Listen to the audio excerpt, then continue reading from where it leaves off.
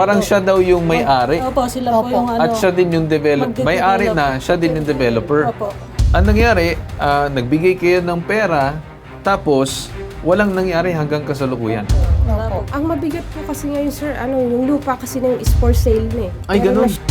So, ang pera po kasi, sir, wala po sa akin. Kiniklaim ko lang po yun, tinatanggap ko lang po yung mga bayad po ng mga tao, and then pagkayari po nun, mapupunta na po doon sa kasama ko. So, paano naman itong mga Sir. bumili? Paano naman itong mga nag-pre-selling? Yun po yung hinahabol ko po sa kanya. So, ano kaya yan? Ma'am, wag mo kong tatanungin kasi problema mo yan. Ikaw yung mismo nagbenta, ikaw ang nag-alok. Pagka tumanggap ka ng pera, meron kang responsibilidad. At ang kaso pong inirekomenda natin, large-scale estafa, Article 315, pagka tatlo o higit pa ang gumawa ng panlilinlang at pag-umit ng pera, walang piyansa pag nagumpisa ang kaso. Pambansang Sumbungan, Bitag Helpdesk. Pakikwento po sa akin kasi ang nangyari ay parang bumili kayo sa isang tao na umano'y nagpakilalang taga-developer. Tapos ang nangyari ay hindi nabigay yung dapat ibigay sa inyo na lupa. Tama ba? Okay, pakikwento nga sa amin, paano nyo ba nakilala itong umano'y tao na to? Ahente ba siya? Pagkakilala po namin kay Marilo, siya po talaga yung may-ari. Kababayan lang po namin, taga San Miguel lang din po. Nakumbinsi po kami ng mabilis lang po eh. Paano po kayo nahikayat na bilhin yung umano'y lupa na binebenta niya? Tsaka full payment ba ibinayad niyo? Yung akin po, una po, nagbigay ng reservation fee. Oo, pero bayad na kayo. Opo. Okay, full payment lahat na ba po. kayo dito na fully pay nyo na dun sa tao na yun? Full na po. Tama? Okay. So, nabayaran nyo na ng fully pay dito sa tao na to, bakit wala pong kaliwaan ng titulo or bakit walang ganun? Bali, nagbigay lang po siya ng deed of sale sa amin. Deed of sale, pero walang kaliwaan ng mga dokumento. Wala po. Wala Bali, po. yun lang po sabi niya sa amin. 2 years daw po, madidevelop daw po yung binili namin lupa.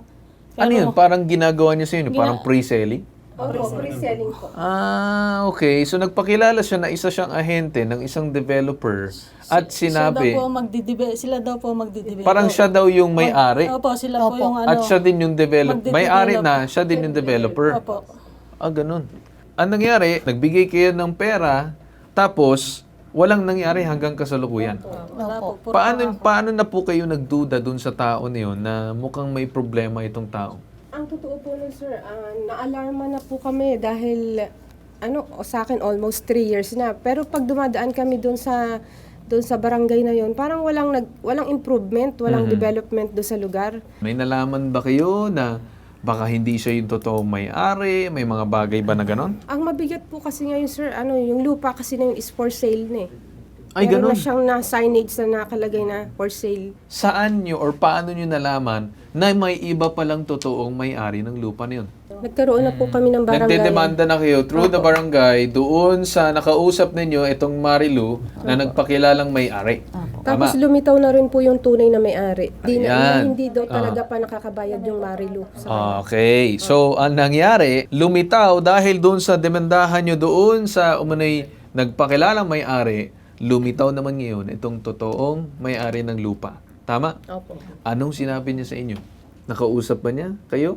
Itong totoong may-ari ng lupa? Kailangan daw po niyang mausto yung bayad doon sa... So, hindi pa kumpleto Opo, itong yung si bayad. Marilu ng bayad, kaya nagkakaroon ng problema ngayon. Bakit nagkaroon ng problema at hindi pa rin naiayos ni Marilu kahit nag-usap na kayo sa barangay? Masyadong malaki pa po yung balanse ni Malu doon sa tunay na may-ari. Ano pong masasagot natin regarding the said issue dito sa mga pinagbentahan ninyo? So, ganito po ang kwento po niyan, sir. Dapat po bayad po yan doon sa may-ari. Yeah, sino dapat magbabayad sa may-ari? Po? Sino dapat magbabayad sa may-ari? Kami po, kasi nagpi-pre-selling po kami eh. May kontrata po kami nung may-ari Mhm. na 3 years po yon Mhm. yung kontrata po namin. Mhm. Ngayon po, hindi po kami nakapaghulog ng isang beses. So, ang pera po kasi, sir, wala po sa akin. Kiniklaim ko lang po yon, tinatanggap ko lang po yung mga bayad po ng mga tao, and then pagkayari po nun, mapupunta na po doon sa kasama ko, doon sa kapartner ko po. Mhm. Kasi po meron na po kaming naunang property na nagawa. Man po yung nag-handle po nun. So natapos po yun, wala pong naging problema, nabayaran ko po yung... Hindi, pero sino bang kausap ma'am ng may-ari? Ikaw o partner mo? yung kami pong dalawa, nung kapartner ko. Oh, kayong dalawa. Pero sino may obligasyon, ma'am, magbayad dun sa umani totoong may-ari? Di ba kayo ba? Dapat po kami. Yung nangyari po kasi, sir, ang gusto po ng kapartner ko, siya yung humawak po ng pera at siya yung mag-iipon ng pera para ibayad po doon sa may-ari po ng... Ba't kailangan iipon pa? Ba't di na lang kailangan? Kung kailan nahawakan nyo na yung pera, diretso deposit na, at least utay-utay ang bayad nyo. Sir, meron po kasing usapan na with entry 6 months po maghuhulog. Ganun po, every 6 months po yung hulog. Kasi hindi po namin kasi alam kung makakabayad kami ng monthly o hindi. Yun po yung nangyari po. So ano nangyari, ma'am? Bakit para na forfeit yung lupa? Opo, na-forfeit po yun, sir. Nakakontrata pa po kami noon. Mga ilang buwan pa po yun. Siguro mga... Yes, ma'am. I do understand. Bakit na forfeit yung lupa? Sagutin nyo na lang po. Yun nga po yun, sir. Yung pera po, wala po sa akin. Nandun po sa kapartner ko. Bakit na sa kapartner mo? Eh, ikaw yung nakiusap sa kanila, di po ba? Hindi po. Parehas lang naman din po kami. Ang humarap dito sa mga bumili? Po. Di ba, ma'am? Ikaw yung humarap dito sa mga bumili? So, paano naman itong mga bumili? Paano naman itong mga nag-pre-selling? Yun po yung hinahabol ko po sa kanya. Kasi po nung binigyan ko po siya ng listahan, ng notebook, napipirmahan po niya, mula po noon, hindi na po siya nagpupunta dito sa bahay namin. At saka po po... So, ang tinuturo mo, ma'am, na habulin itong partner mo? Opo, dapat po siya. Makikiusap po tayo, pwede ba maging makatotohanan po itong mga nagsasalita sa atin? Kasi lumilitaw po, itinuturo niya yung partner na hindi naman makita. Samantala, ang katotohanan po niyan, ginawang Carl Tulfo, yung partner ang nagtakbo ng pera o di kaya hindi yung partner, silang dalawa po ang kausap ng tao. Sila ang nagbigay ng mga pangako na makakapagbigay ng lupa sa mga tao. Yes. At dahil dyan, silang dalawa ang may pananagutan kahit na po itinakbo ng partner yung pera. Kahit sinasabi po ngayon ng panauhin natin, wala sa kanya yung pera. Hindi po yan depensa. Ang mahalaga, kasama po siya sa nangako, kasama siya nakiharap sa tao, at kung magkakaroon po ng talagang investigasyon, pati yung mga anak niya na humarap sa mga tao, o di kaya nagkaroon ng partisipasyon dito po sa mga transaksyon na to, papasok po sa pananagot ng kriminal. At kung 3 po sila, naku po, tapos higit sa 3 din po, yung pong mga biktima, large-scale estafa po yan. Large-scale swindling, wala pong piyansa yan pagka nagsampa na ng kaso itong mga complainant natin. Kasi, attorney, yung concern ko dito is itinuturo nitong respondent natin na si Marilu, itong ex-partner niya. Pero itong mga complainant natin na lumapit sa atin, ibinigay nila ang pera at ang kausap nila itong si Marilu. So, I don't understand, attorney, the sense bakit ipinapasa niya yung responsibilidad at obligasyon dun sa ibang tao. Kung gano'n ang nangyari, adi dapat sana nung una pa lamang, kung alam mo na meron ka obligasyon at responsibilidad, dapat inasikaso mo at inalagaan mo yung pera na ikaw na mismo na mamalakad kung saan napupunta yung pera. Kasi kung hindi, then talagang babagsak sa kanya yung responsibilidad. Tama po ba yun, attorney? Tama po yun. Napakalinaw po ng pagpapaliwanag sa mga pangyayaring binabanggit nyo.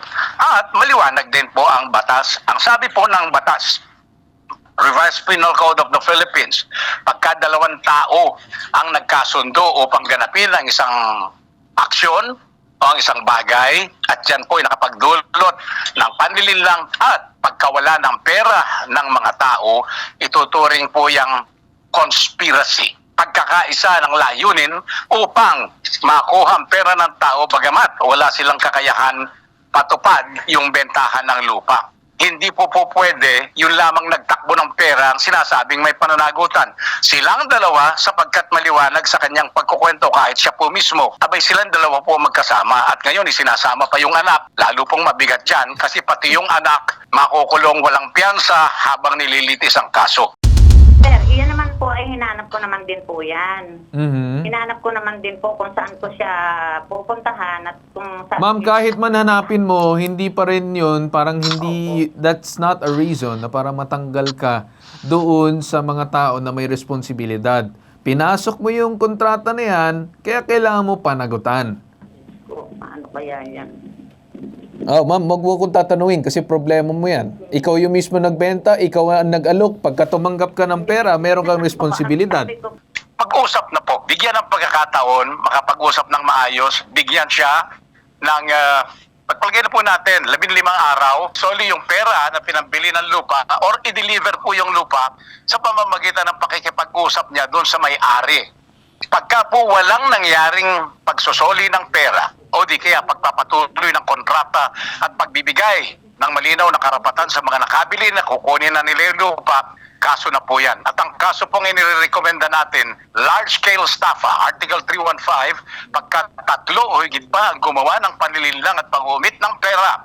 Yan po ay karumal-dumal na krimen, itinuturing ng batas, at dahil po dyan, walang piyansa pag nagumpisa ang kaso. Kailangan mo pag-usapan, ayusin dito sa mga tao. Sorry po sa kanila kasi ito naman po, tinanggap ko lang po itong trabaho na to na hindi ko naman po akalain na ako po ay madadamay din po sa biktima, na biktima din po ako. Hindi ko po alam yun. Pasensya na po sa inyong lahat. At saka po ang mga anak ko nandito, ang pamilya ko po nandito. Hindi po ako maalis ng lugar namin dahil ayoko po nung ganitong sitwasyon po eh. Hindi ko po alam talaga na bakit ginawa sa akin ito ng kasama ko. Mukhang hindi niya talaga inaako, doon yung problema niya. Siguro susunod, mag-iingat din tayo na once kahit man na pre-selling yan, siguro background check natin yung tao, yung company, kung merong company. At pwede natin siguro i-cross-check kung sino ba talaga nagmamayari ng lupa para siguro susunod muna tayong problema. Okay po?